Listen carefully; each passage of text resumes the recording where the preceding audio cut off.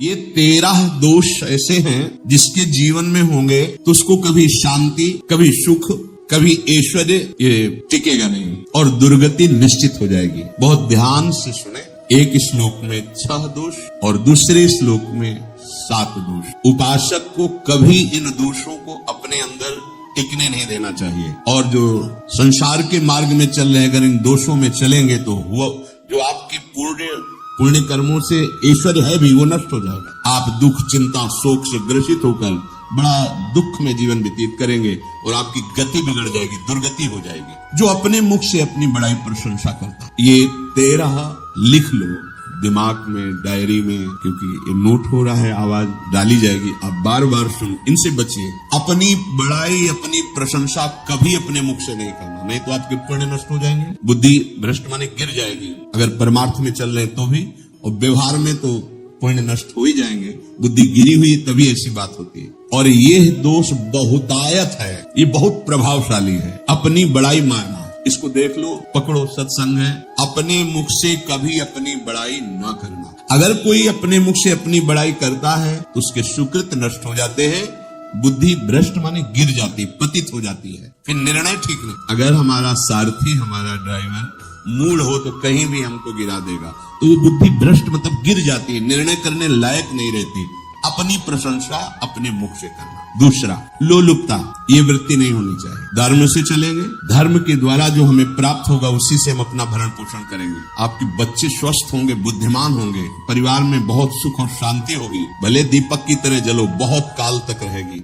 लक्ष्मी जी भी आपके घर में बहुत काल, हम ये नहीं कहते कि बहुत नहीं, जितनी है बहुत सुख शांति से चलोगे। अगर लोलुपता करोगे, हिंसा, छल कपट, व्यभिचार, चोरी, ऐसे धन आ जाए, वो आएगा, लेकिन वो हाइलोजन की तरह आएगा, एकदम प्रकाश और फ्यूज, बिल्कुल अंधकार करके जाएगा। देख लेना, तुम्हारे जो सुख के हेतु है, तुम्हारा शरीर, तुम्हारे बच्चे, तुम्हारी पत्नी, तुम्हारा परिवार, उसको देख के तुम रात दिन जलोगे बिना आग के। ऐसे उनके आचरण होंगे, ऐसे उनके अंग होंगे, ऐसे उनके दिमाग होंगे, ऐसा उनका व्यवहार होगा। ये लोलुपता अगर उपासक में या किसी में है, उसको नष्ट कर, सावधान। तीसरा, यदि आपका अपमान होता है तो आपको उसे सहन करना होगा, उससे आपके पाप नष्ट हो जाएंगे। जो तनिक सा भी अपमान होने पर बहुत क्रोध करके दूसरे का अपकार करने लगता है, ये आपका पतन करा देगा, ये आपको फंसा देगा, हृदय जलेगा, अर्थव्यवस्था नष्ट होगी, पूरा परिवार दुखी होगा। जरा सा अपमान की संभावना में आप किसी से भी भिड़ गए, किसी से भी,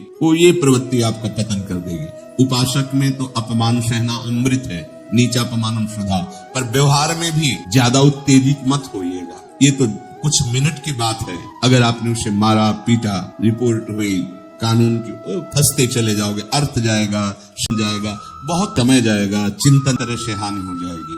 अगर आप सह गए तो आपका सहना उसके लिए आग बन जाएगा। उमा क्षमा साप होते भारी, तुम्हें दंड देने की जरूरत नहीं, उसका एक कर्म ही उसे दंड दे देगा। आप शांत हो जाइए, आप सत्संगी है, आप शांत रहिए। चौथा, निरंतर क्रोध और उसका चिंतन। बैठे बैठे बस द्वेषियों का चिंतन ही हो रहा है, अंदर क्रोध का चिंतन और द्वेषियों का चिंतन ही हो रहा है। द्वेष भरी बातें, द्वेष भरी क्रियाएं, उन्हीं का चिंतन करके जलते रहना क्रोध से। उपासक को तो क्रोध करना ही नहीं चाहिए, बहुत शांत। ठीक है, अभ्यास में कभी क्रोध हो सकता है, उसको फिर समन करो, अंदर से प्रायश्चित, जैसा कि अब गलती हुई, आगे नहीं करेंगे। और व्यवहार में भी क्रोध को आप पीना सीखें। अगर बार बार आपका क्रोध प्रकट होता ही रहेगा, आपका स्वभाव बिगड़ जाएगा, आपके पुण्य नष्ट हो जाएंगे और आपका जीवन नष्ट हो जाएगा। देने वाला उतना दे देगा, आपको आनंदित रहो, पैसा खर्चा सब, पूरे जीवन का विध्वंस मचा दिया क्रोध ने। कहीं भी आप देखो, किसी से क्रोध करके देखो, फिर देखो तुम्हारा भजन चल रहा है, तुम्हारी वो आनंद वृत्ति है नहीं, जलोगे और वो जलन और गुस्सा दिलाएंगे और वो बैठे बैठे जलो नहीं। ये क्रोध जो है, ये चाहे व्यवहार में हो चाहे परमार्थ में, दोनों की हानि करने वाला है। और आश्रित जनों की रक्षा न करना। अगर कोई भाग कर आपके पास आ गया, कोई पशु पक्षी या कोई मनुष्य, आपको चाहिए कि अब चाहे हमारे पहले प्राण जाए, उसकी रक्षा करेंगे। सीवी जैसे तो कोई बिरले ही होते हैं, पर इतना जरूर ध्यान दें, जैसे कोई पशु पक्षी किसी भय से आपकी सीमा के अंतर्गत आ गया है, अब उसकी रक्षा करनी है। अगर आप स्वयं मार देते हैं या मरवा देते हैं, या आपके सुकृत नष्ट कर देगा, ये आपकी दुर्गति का कारण बन जाएगा। और जो पाप कर्म उत्साहित होकर करते हैं, उपासक को तो बहुत सावधान रहना चाहिए, पर व्यवहार में भी जो नहीं करना चाहिए, अगर वो पाप कर्म आपके द्वारा मन में प्रेरित हो रहे हैं, संकल्प बन रहा है, क्रियाएं हो रही है, दुर्गति पक्की, पुण्य नष्ट हो जाएंगे, दुख अशांति बढ़ती चली जाएगी, कभी शांति नहीं प्राप्त कर पाए। ऐसा नहीं कि जो मन में आवे सो करे। पापाचरण निडर और उत्साहित होकर करना, अगर ऐसे लक्षण हैं, निश्चित दुर्गति होती है। ये 6 अपनी बहुत बड़ाई करने वाला, अपने मुख से लोलुपता, तनिक से अपमान में सहन ना करने वाला, निरंतर क्रोधी और आश्रित जनों की रक्षा न करने वाला, और निडर हर्षित होकर पाप कर्म करने वाला। दूसरे श्लोक में 7 है, 6 1 संभोग का ही चिंतन करना, संभोग में ही मन लगाना, संभोग दूसरी स्त्रियों के साथ करने की भावना। संभोग, पहला है संभोग, रात दिन बैठे बैठे बस यही चिंतन करना, गंदी बातों का, गंदी बातें देखना, गंदी बातें सुनना, गंदी बातों का चिंतन करना। फिर अन्य माताओं बहनों के प्रति काम दृष्टि से देखना, कोई आ जा रही दृष्टि से, काम भाव से देखना, भोग बुद्धि से देखना, निश्चित पुण्यनाश, दुर्गति। बड़े बड़े उदाहरण इतिहास में हैं जिन्होंने ऐसा दृष्टि नेत्रों से देखने की चेष्टा की, मन में संकल्प किया भोगने का, नष्ट हो गए, चाहे वो कितने बड़े प्रतापी हो। ये दुर्योधन कोई साधारण थोड़ी है, भगवान व्यासदेव जी के द्वारा ही तो ना, भगवान व्यासदेव जी ही इसकी उत्पत्ति का कारण है। आप देखो इतने महान पुलस्त जी उत्पत्ति का कारण है रावण की। बस ये ऐसे दोष हैं जिनके कारण जीव नष्ट हो जाता है। ठीक है, धर्मयुक्त काम भगवान ने आदेश किया है, आपका पाणिग्रहण संस्कार हो गया है, संतानोत्पत्ति की भावना से कुछ पवित्र तिथियों का त्याग करते हुए चर्चा में हुई है। एक नियम है, एक आदेश है शास्त्र का, आप बहुत काम प्रवृत्ति वाले हैं तो प्रत्येक मास में जब माता वह पवित्र हो जाती मासिक धर्म से, तो जिनका पाणिग्रहण आपने किया, जो पत्नी स्वरूप है, वो ठीक, वहां भी बार बार के लिए व्यभिचार प्रवृत्ति के लिए शास्त्र आदेश नहीं करता, संयम पूर्वक, और उसका चिंतन नहीं करना। पाणिग्रहण संस्कार है, घर में विराजमान है, एक संयम, एक नियम के अनुसार उसका चिंतन तो फिर भ्रष्ट कर देगा। चिंतन प्रभु का करना है, चिंतन प्रभु की सेवा जो आपके कर्तव्य, इसके चिंतन से बचो। घातक है, बहुत बड़ा जहर है, अगर विषय चिंतन होने लगा तो मरोगे, जिंदा जलोगे, दुर्गति भी होगी। ये अंदर की जो आग है ना, कामाग्नि, ये इतनी बढ़ती चली जाएगी, हमारे होश खराब हो जाएंगे कि मुझे क्या करना चाहिए, क्या नहीं करना चाहिए। कोवा मदांधो मदनातुरोवा, अंधा हो जाएगा, नहीं दिखाई देगा अनुजा तनुजा क्या है, कौन है, कुछ नहीं, भ्रष्ट बुद्धि। संभोग का चिंतन नहीं, धर्मयुक्त काम आदेश है शास्त्र में। यदि आप प्रवृत्ति मार्ग में है तो अपनी पत्नी को जो पाणिग्रहण स्वीकार किया है, वहां भी पवित्र तिथियों का त्याग करते हुए, एकादशी है, रामनवमी है, नव दुर्गा है, जन्माष्टमी है, राधाष्टमी, जो पवित्र तिथियों का त्याग करते हुए, और ऐसे जो मर्यादाएं हैं उसके अनुसार, और कहीं पराई स्त्री के साथ संभोग की बात, निश्चित दुर्गति पक्की है। ऐसे माताओं के लिए, स्त्री शरीर के लिए, यदि वो ऐसी गलत चेष्टा, तो पतिवंचक परपति रथ करई रो नरक कल्पशत पर। ये भोग चिंतन से बचने की चेष्टा कीजिए तो क्रिया से अपने आप बच जाएंगे। क्रिया के पहले चिंतन होता है, चिंतन से ही क्रिया का आवेश आता है। चिंतन संभाले, इसी से भगवत प्राप्ति होती है, चिंतन से, और इसी से दुर्गति भी होती है। अनन्यस चिंतयन्तु माम, भगवान चिंतन करे, मेरा करो, कर्तव्य कर्म मेरे को समर्पित करो। अब जब चिंतन संभोग का होगा तो बुद्धि भ्रष्ट हो जाएगी। ये जो राक्षसी प्रवृत्तियां सुनने को मिलती है ना, कि ऐसा हुआ, वो देखा, सुना और चिंतन किए, और इतनी राक्षसी वृत्ति आ गई कि अब उनमें और राक्षसों में कोई अंतर नहीं रह गया। दूसरा, विषमता रखने वाला, सबके साथ बर्ताव ऐसा कि मैं बहुत श्रेष्ठ हूँ और दूसरे सब नहीं, ऐसा व्यवहार। सब भगवत स्वरूप है, समान व्यवहार। जैसे आपके भोजन है तो जो आप पा रहे वही सबको, बैठने की व्यवस्था, उठने की व्यवस्था, क्रम बाय क्रम, पर उसको भी नीच भाव से मत देखिए। उस कोटि का उसको प्यार दीजिए, दुलार दीजिए, सम्मान दीजिए।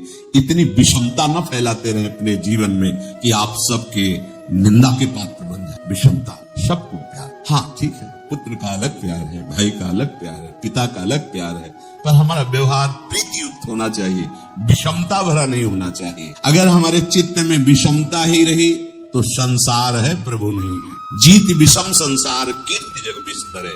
जो विषमता पर विजय प्राप्त कर लेता है वही भगवत प्राप्ति का अधिकारी। ये विषमता बहुत बड़ी हानि है। तीसरी बात, अत्यंत मानी होना। जहां आपके प्राण कमजोर होंगे, पुण्य नष्ट होगा, आयु श्री सब नष्ट होना है, ऐसे आचरण करवाएगा गुरुजनों के साथ, महापुरुषों के साथ। ये बहुत नीच प्रवृत्ति है। अत्यंत मान प्रियता, मुझे सम्मान मिले, उत्तम प्रवृत्ति है। सबको मान देना, स्वयं अमानी रहना। चौथा, दान देने की बात कह के मुकर जाना या दान देकर पश्चाताप करना। दे दिया है, बहुत जल रहे हो, दूसरे से वार्ता कर रहे हो कि पता नहीं क्या बुद्धि में हो गया, हमने उसको इतना कहा था, उतना दे दिया, क्यों दे दिया, ऐसा ऐसा, मतलब अंदर चिंतन करना, क्यों दे दी तो दिया।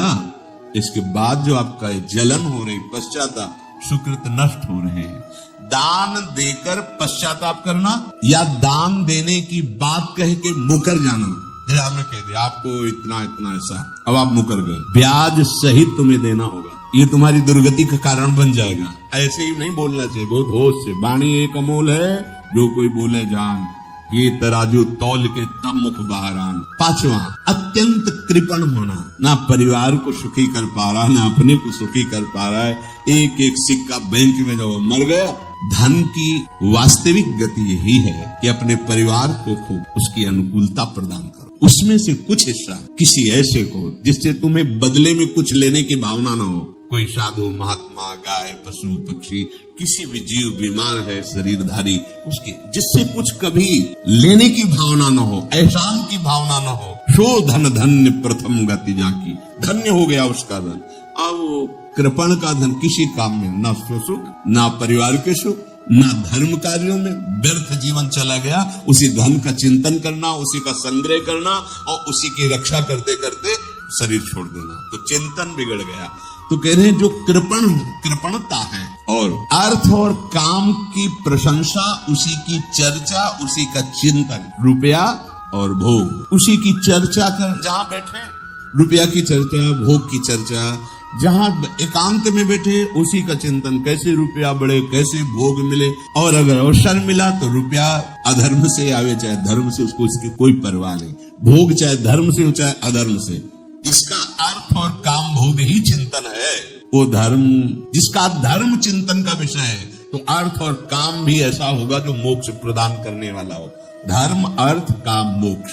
और जो बालक, स्त्री, पागल, असहाय, जो इनकी रक्षा न करके इनकी हानि करता है, दुर्गति निश्चित है। माना आपकी पत्नी है, उसका स्वभाव बिगड़ा हुआ है, क्रोधी है, कटु वचन बोल, लेकिन आपके ही प्रारब्ध के लिए, माना आपका पति ऐसा स्वभाव वाला, पर आपके ही प्रारब्ध से तो संयोग बना है आकर, अब इसका निर्वाह कर ले जाओ तो पवित्र हो जाओगे दोनों। और अगर झगड़ा और लड़ाई और मारपीट और कहीं हिंसा आदि के रूप में उतर गए तो फिर और करनी बिगड़ गई। बालक है, आप उसको ज्ञान नहीं कि आप पवित्र है, कि आप पवित्र है, उसको ज्ञान नहीं कि आप उसके साथ व्यवहार अच्छा कर रहे हैं कि बुरा कर रहे हैं। रक्षा करनी है आपको, शोषण नहीं करना। कह रहे स्त्री, बालक को पागल, जैसे विक्षिप्त पागल है, आपको रक्षा करनी है। बन जाए तो उसको भोजन, ऐसा नहीं कि ईट मारो, उसको अपमानित करो। उसकी बुद्धि खराब है, प्रारब्ध खराब हो गई है, तो शास्त्र आज्ञा करता है स्त्री, बालक, जैसे पागल, विक्षिप्त आदि है, असहाय है, असमर्थ है, बूढ़ा है, वो आप सेवा भी करो तो गाली दे सकते हैं, उनकी बुद्धि बिगड़ गई।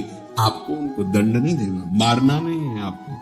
मान लो आपके बड़े बूढ़े बुजुर्ग जन हैं, आप सेवा भी कर रहे तो आपको कटु वचन बोल सकते हैं, आपकी निंदा कर सकते हैं, लेकिन आपको उनके साथ व्यवहार सद करना है।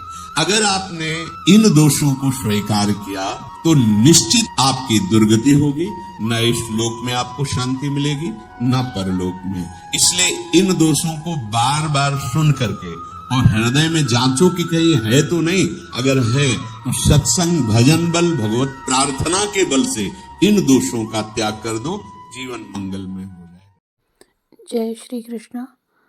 पूज्य प्रेमानंद महाराज जी के मुख से जो ये बातें सुनी, इसको जीवन में उतारें। जीवन सुखमय होगा, मंगलमय होगा, जीवन से द्वेष हटेंगे, मन साफ होगा।